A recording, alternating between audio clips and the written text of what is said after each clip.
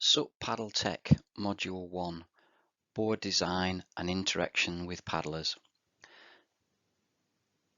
I'm relatively new to paddling, but over the last 10 months this is what I've learned about paddling and boards, and hopefully it will help you to get a flying start this spring.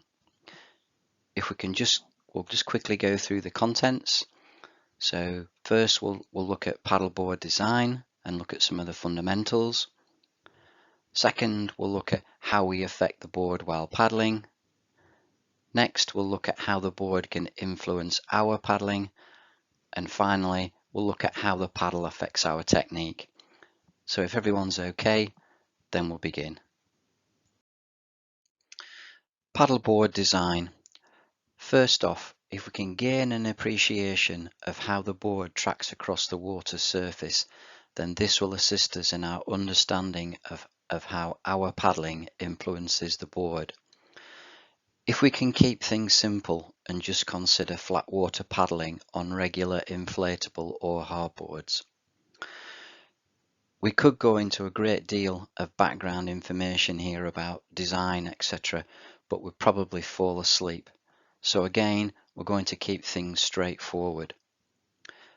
Paddleboards are designed to create the least amount of drag, i.e. to be the most efficient when they're traveling in a straight line with the board level with the water surface. So if we just take a look at my two paddlers. So I've got the board, it's perfectly level. I'm paddling along and I'm paddling in a fairly straight line. So I'm paddling efficient with the least amount of drag. But if we start rocking the board around or weaving around, we're going to create a great deal of drag and not be an efficient paddler. In the next few slides, we'll look at our influences as paddlers and how this affects the efficiency of the board. How we affect the board. Okay, the next three slides are about how we influence the board while we're paddling. We're going to introduce some sailing terms, so we're going to talk about yaw, pitch and roll, and we'll take each one of these terms in turn. So first off is yaw. I have my paddler and I'm weaving around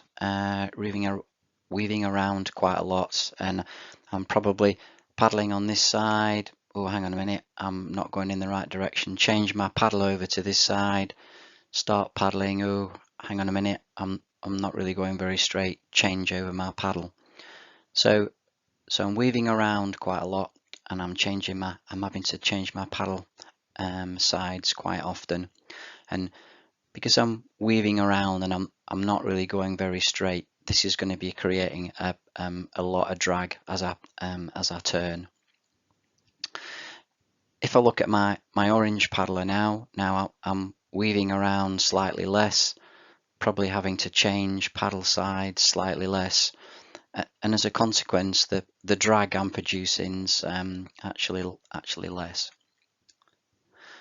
And finally, if we look at my green paddler, so I pretty much got it dialed in. I'm deviating only very slightly, and I probably don't have to change over my paddle very often. So I'm maybe changing my paddle over maybe every eight or 9 strokes or something. So I'm going pretty much in a straight line, and as a consequence, the drag that I produce is very low.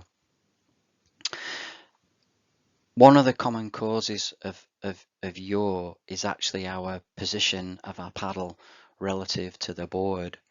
So for the red paddler, we've probably got our paddle quite a long distance from the center line of the board, and the distance from the center line of the board to the paddle, that's a measure of the actual turning force. So the farther the paddle is away from the board, the greater the turning force, the greater that we're going to weave around.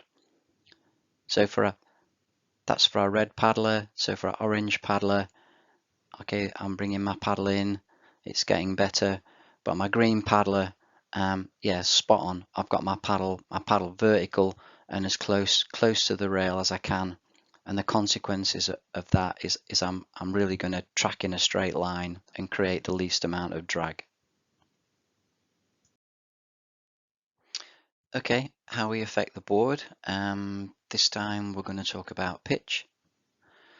So I've got my water surface. I've got my paddler on my board, and I'm probably a little bit too far towards the rear or the stern, and that's kind of digging the rear end of the board in and actually creating a lot more additional drag. Here I've probably gone a little bit too close to the front of the board or the bow, and again I'm making the bow dig in, and again that's creating a lot of additional drag. And finally, I've pretty much got it spot on, so I've got the board trimmed up, and my pitch is level, so my board's kind of level with the water surface. And as a consequence, I'm still creating drag, but it's actually minimized under these circumstances.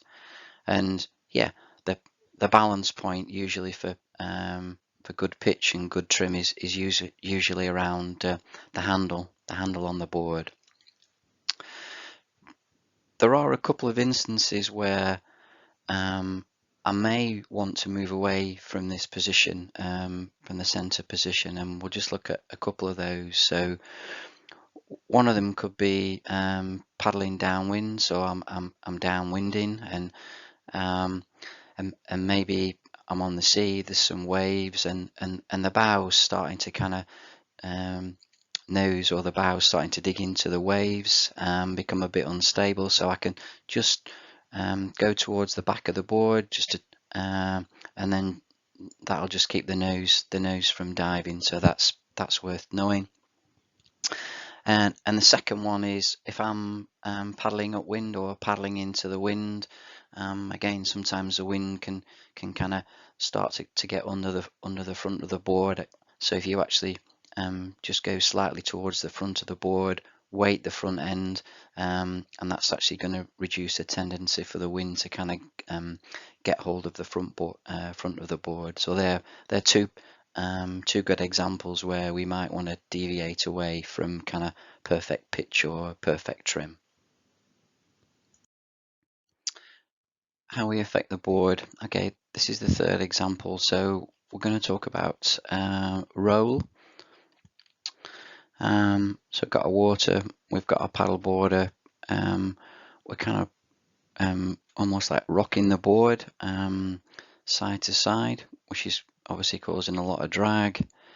Okay, maybe we're getting it slightly under control. That's looking better.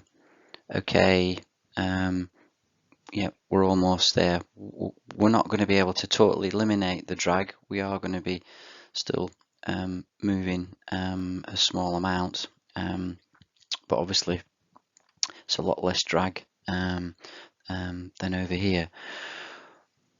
One of the common causes of roll, and I'll just try and maybe we could do this together.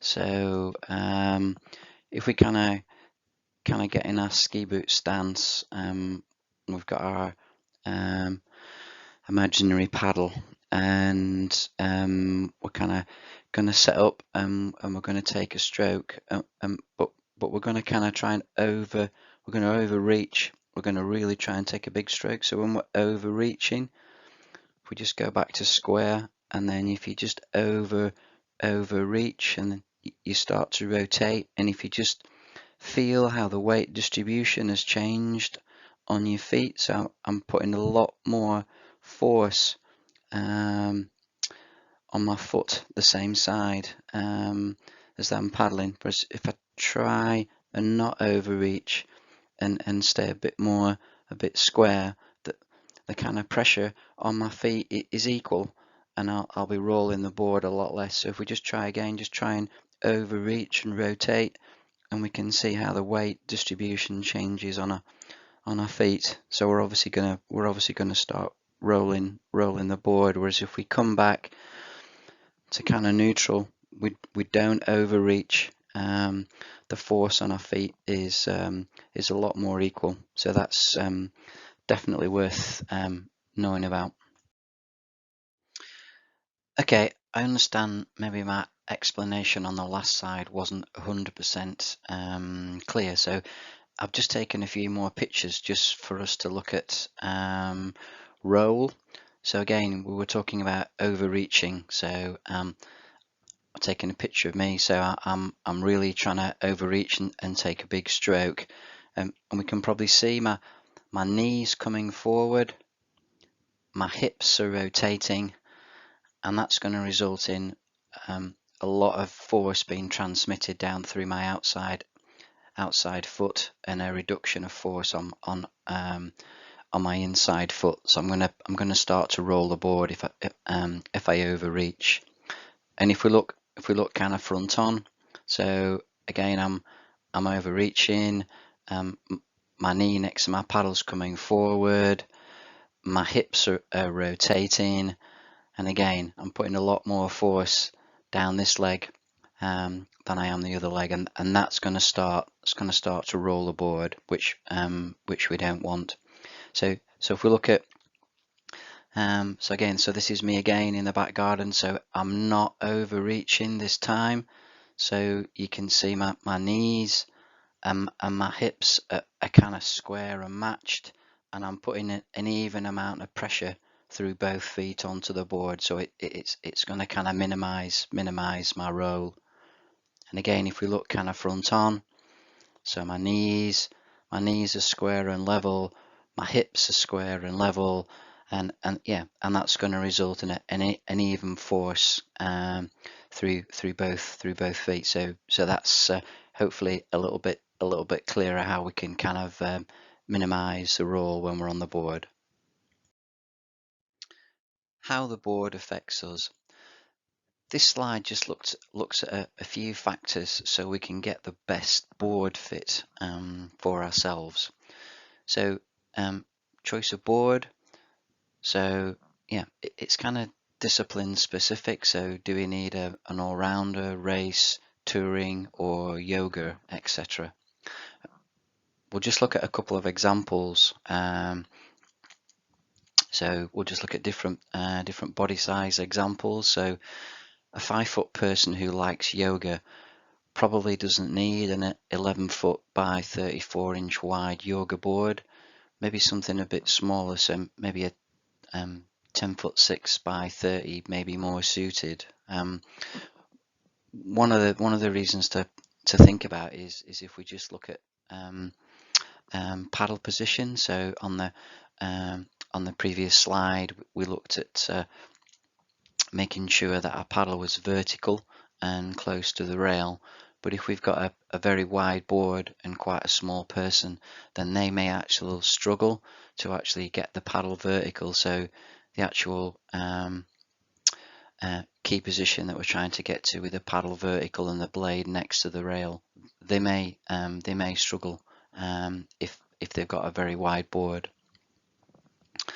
The second example looks at a 6'6" well-built person who wants a board for doing a bit of touring and paddling long distances, and obviously they'd be better suited to a longer board. So 13 or 14 foot by 28 or 30-inch wide would be more suited to them than a general kind of multi-purpose board, 10-foot 6 by 32. And if we look at the examples from the previous slide, so if we've got our well-built person on a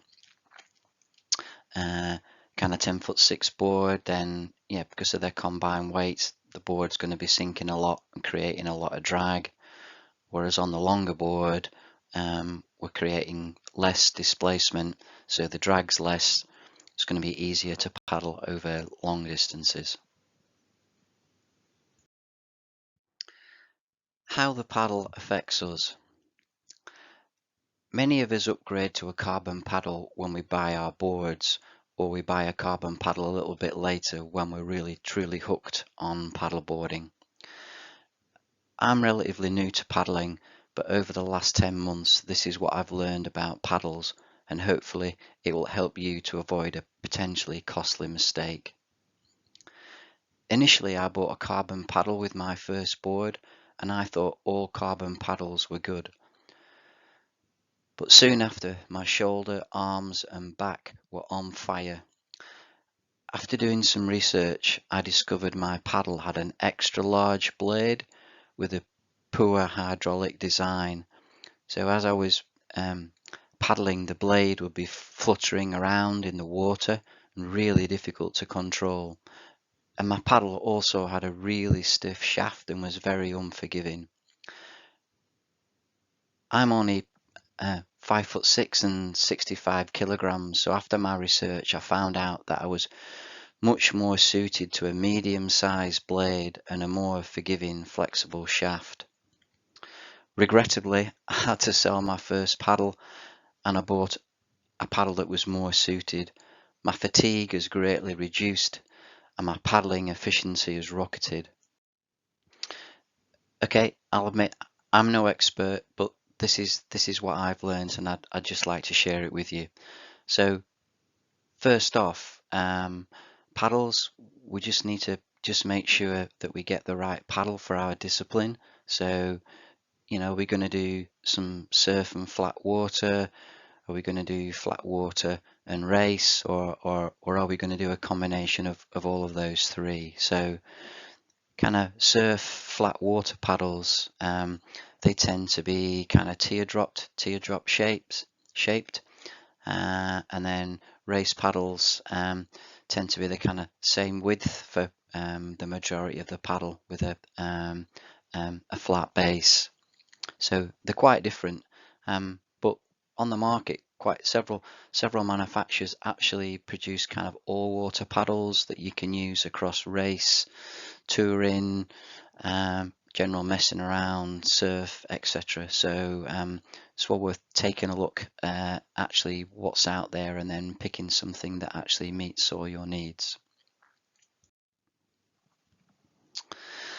Secondly is blade size. So we touched on blade size. So there's a lot of information online, and really we need to match kind of paddler size to blade size. So I'll just go through a few kind of common sizes. So if you're kind of 45 to 70 kilograms, you probably need a small. 65 to 85 kilogram paddler, probably a medium. And 80 to 100 plus, then large. There are actually extra large blade sizes, and there are also, so extra large could be if you're Albert Schwarzenegger or Wonder Woman or something like that. And then there are extra small blades commonly used by people who race, or also for young adults and children. Yeah, the next one, flexibility. So again, so we're talking about how flexible the shaft is. So we got very flexible all the way up to very stiff. So again, it's kind of paddler size or weight related. So flexible for smaller paddlers, 45 to 70. Flexible to standard, 65 to 85. And then standard to stiff for 80 to 100 kilogram paddlers. And the last thing is just a little bit about paddle weights. One of the main reasons why people buy a carbon paddle is to maybe save a little bit of weight. So you kind of entry level paddles, these could be fiberglass, carbon, or aluminium. Yeah, they're about a kilogram. Kind of mid-end carbon, about 0.65 kilograms. And then, yeah, you kind of super duper high end carbons, kind of around half a kilogram. So finally, for this slide, yeah, please do your research before you actually buy. I found there's quite a lot of information online.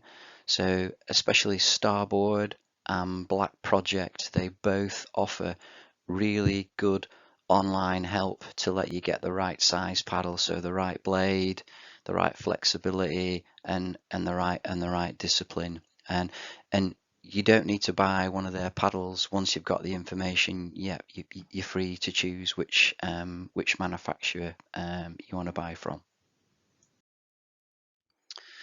Okay, paddle length.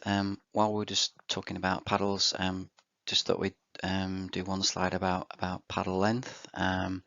So a couple of things it depends on. So the height of the paddler, and the kind of type of discipline. So if it's recreational, touring, racing, surfing, and kind of generally, the kind of paddle length is reducing from recreational down to surfing.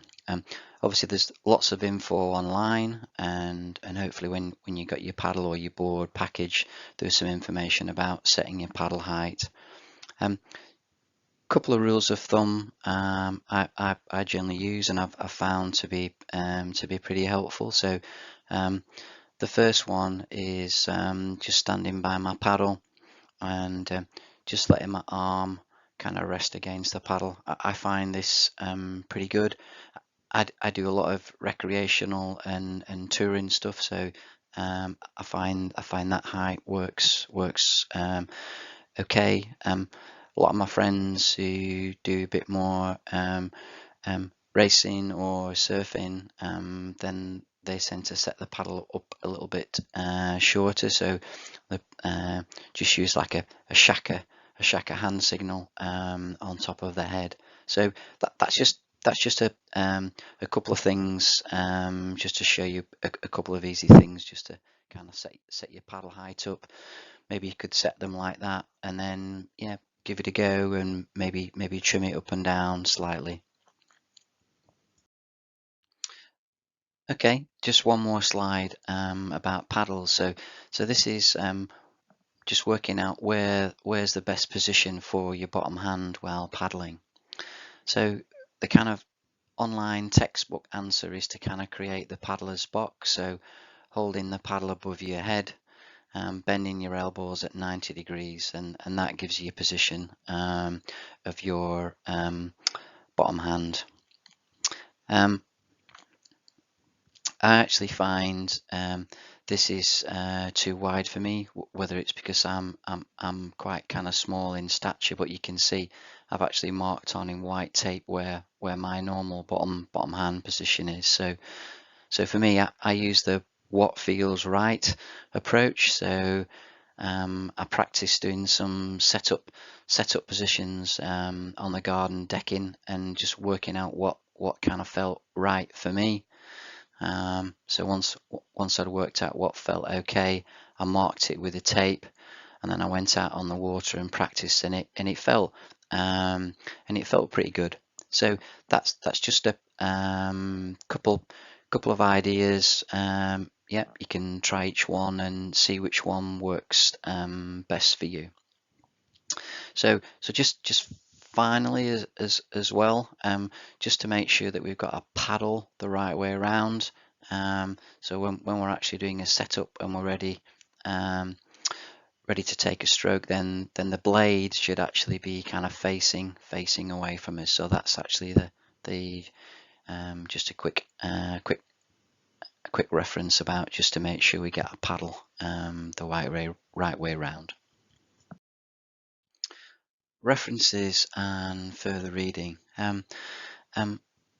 Okay, I got quite inspired by an article that Glenn Eldridge wrote. It was in SUP International magazine last year, and it talked about the future direction for paddling technique.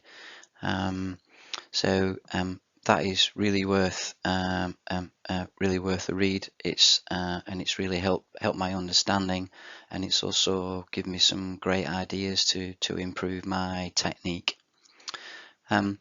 Further reading, I've included the sections from Black Project and also Starboard, which cover kind of how to choose the best paddle for yourself. And on the YouTube video, I'll actually include these links actually in the video description, so you can click on them and it'll take you to the right online pages.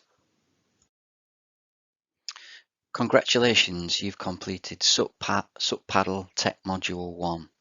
I hope you liked the subjects and the content that we covered. If you like the video, please give it a like and subscribe to the channel. You can also give me some feedback.